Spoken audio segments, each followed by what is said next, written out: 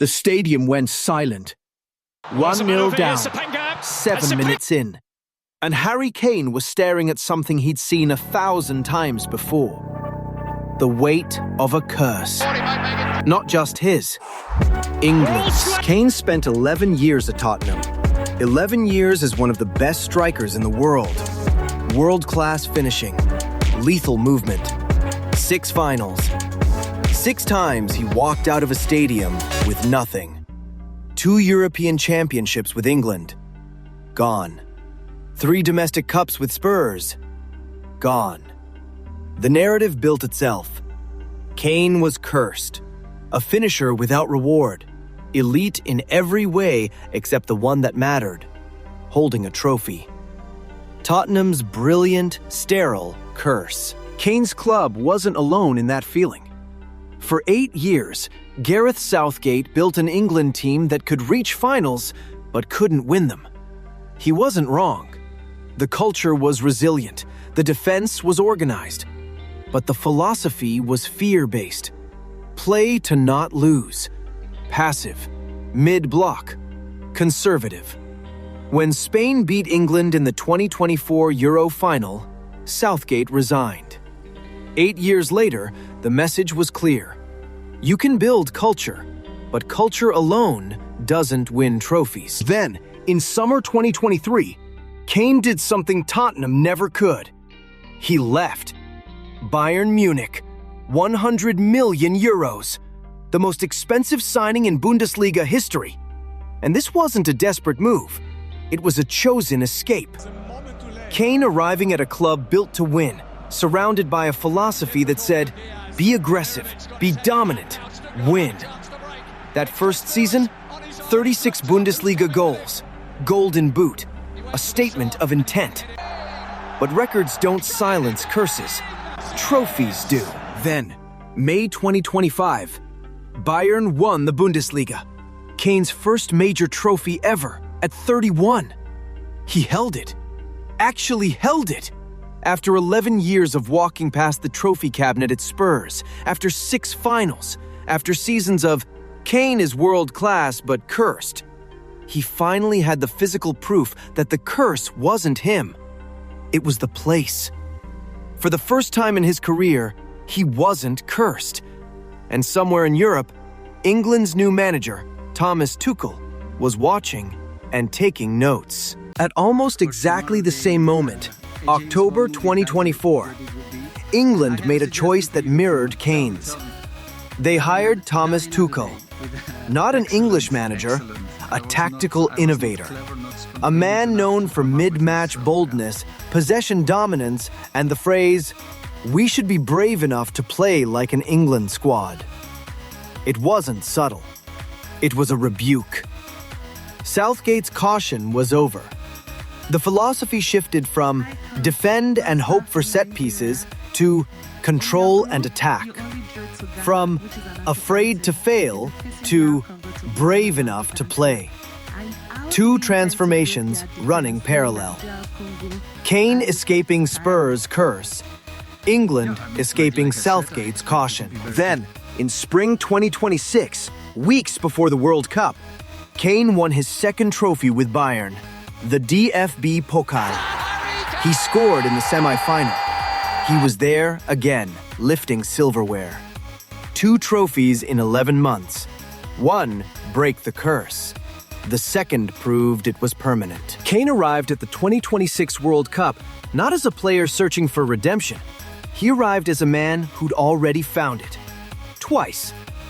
61 goals in the 2025-26 season across all competitions. A brace against Croatia in qualifying. A hat-trick against Panama. Form that felt inevitable. Trophy-backed. Composed by someone who'd lived success. Tuchel's England arrived with that same swagger. In qualifying, every single match, 70% possession, aggressive, controlled, dominant. This was not the scared England of 2024. This was a nation that believed. Both player and nation reinvented at the same moment. Around Kane, the generation was changing too. Jude Bellingham, 23, already a veteran of 4 major tournaments, was evolving from defensive anchor into an attacking midfielder. Real Madrid's engine, the heir to England's midfield. And then there was Anthony Gordon, 23 years old, a kid from Newcastle who'd been underestimated his whole career. Described as scrawny, but capable of harrying defenders into mistakes. Except by the 2026 World Cup, he wasn't underestimated anymore. Barcelona had just paid 80 million euros for him, weeks before the tournament. This is the thing about Tuchel's philosophy. It wasn't just possession football. It was empowerment football. Southgate's stars played to not lose. Tuchel's stars were given permission to express themselves, permission to attack, permission to trust their instincts. Kane wasn't carrying the weight anymore.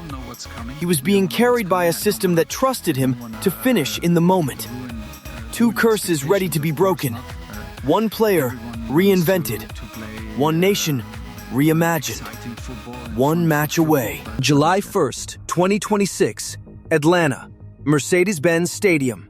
Round of 32. England versus DR Congo. A team in their first ever World Cup knockout. 7 minutes.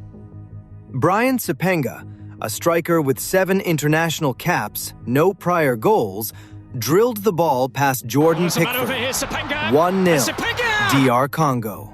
The stadium erupted, and in that moment, one statistic dropped into English commentary like a stone in water. England haven't come back from 1-0 down at a World Cup since 1966. 60 years. And the curse was repeating in real time. For Kane, in that moment, it wasn't just history. It was personal. He'd spent 11 years at Spurs chasing what he couldn't have. Now, at 32, possibly playing his last World Cup, he was behind again. The old script, the old feeling, the weight. Bayern's trophies felt distant. Tuchel's philosophy felt like a theory. The curse was real. It was present. It was 1-0 down, 7 minutes, and a man who'd already seen this story end badly too many times. Again. For 75 minutes, nothing broke. Tuchel's possession system was working. England controlled the ball, moved it with purpose, dominated territory. But a compact, organized DR Congo defense held firm, and the commentary shifted. Yet to step up, they said. Slow start. Kane rescue mission. 75 minutes in, the stalemate was asking the question England didn't want to hear. Can we actually respond? Or is this curse stronger than our philosophy? Would the new system work? Around the 60-minute mark, Tuchel read the game. Madueke and Rashford weren't finding space. The pressure was building. The stalemate was becoming dangerous. If this ended 1-0, the 60-year curse wouldn't break. It would deepen. He brought on Anthony Gordon. This wasn't a panic change. It was predictive.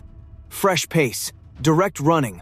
A 23-year-old who'd just proven at Barcelona that he belonged at elite level, now brought into the moment that mattered most. Declan Rice shifted to right back. The formation twisted. The attack twisted with it. This is the difference between Southgate and Tuchel. Southgate hesitated. Tuchel read ahead. Gordon's first touch changed everything. Not in a miraculous way, in a necessary way. The DR Congo block, which had held firm for 3/4 of a match, suddenly had to adjust. Fresh energy, fresh angle. A player who wanted to attack, not manage possession. This is what Tuchel's permission structure created. Gordon wasn't afraid to express himself. He was trusted. And in that trust, space opened up. Space where Kane could finish. For the first time since the 7th minute, the DR Congo defense was stretching. Bellingham was finding pockets. Gordon was creating angles. The pressure was building. The question that had hung over the stadium for 75 minutes was about to be answered. After 60 years, was England finally going to respond? 75th minute. Gordon dinked a pass into the box, toward the near post. Kane, free from his marker, rose above the DR Congo defense and headed the ball past Mapasi. 1-1. The stadium erupted. England breathed. And something shifted. The curse, the 60-year curse, wasn't broken yet, but it was challenged. For the first time in this match, England had responded to being behind. 11 minutes left. And Kane, the man who'd broken his own curse at Bayern, was now breaking England's. But there was more to write. 86 minutes. Kane struck a thunderbolt. Undefendable. Unstoppable. 2-1. The final whistle was a formality. England 2, DR Congo 1. And here's what the scoreline didn't tell you. 60 years. 60 years and 365 days since England's last World Cup comeback from 1-0 down. The 1966 final. Helmut Haller's early goal. Then Hurst. Then Magic. Then Triumph. Now Kane in 2026. 60 years later, on the same stage, but a different story. A lived story. 2 curses broken in 11 minutes. Not because Kane got lucky. Not because DR Congo fell apart. Because Kane arrived at that moment as a different man than he'd been in 2023. He'd lifted trophies at Bayern. 2 trophies. He'd felt what it meant to finish under pressure, to lead when it mattered. He'd scored crucial goals for a club built to attack, under a manager who said, "Express yourself." The psychological architecture of success was no longer theoretical. It was lived, in his body, in his confidence. And England arrived at that moment not as Southgate's cautious team, but as Tuchel's brave team. A manager who trusted his instincts mid-match, who brought Gordon on not in panic, but in prediction, who shifted formations without hesitation. The 60-year curse didn't break because of luck. It broke because both player and nation had already broken their own curses first. And then there was Gordon. 2 assists, both for Kane, both in the moments that mattered most. A kid who'd been written off, who'd moved to Barcelona weeks before the tournament and had to prove he belonged, now proving it on the World Cup stage against the team that just wouldn't break. This is what Tuchel's empowerment philosophy created. A 23-year-old who felt trusted enough to deliver when it mattered most. Not a servant to a system, a protagonist in it. Bellingham, Foden, Kane, Gordon. The new England wasn't afraid. It was built differently. And beneath it all, Bellingham was the engine. The midfielder who embodied Tuchel's philosophy. Possession control, aggressive pressing, the willingness to support both defense and attack. 23 years old, already a World Cup veteran, now the hinge of England's midfield revolution. This is what possession football at 70% looks like when it's played with bite. Not tippy-tapping, but dominating. And when you dominate the midfield, the space for Kane and Gordon opens up naturally. So here's the thing about curses. They're only real if you believe they're inevitable. Kane didn't. He left Spurs, went to Bayern, and proved that the curse wasn't him. It was the environment, the system, the permission structure. England didn't either. They brought in a manager who said, "Be brave enough to play like an England squad." And in that single moment, Gordon's assist, Kane's finishing, Tuchel's bold substitutions, the 60-year weight lifted. The 1966 final was won by a man named Hurst. The 2026 comeback was won by a man named Kane. 60 years apart, separated by generations, connected by the moment when a nation finally believed it could respond. The curse is broken. What comes next is still unwritten. But for the first time in 60 years, England is brave enough to believe.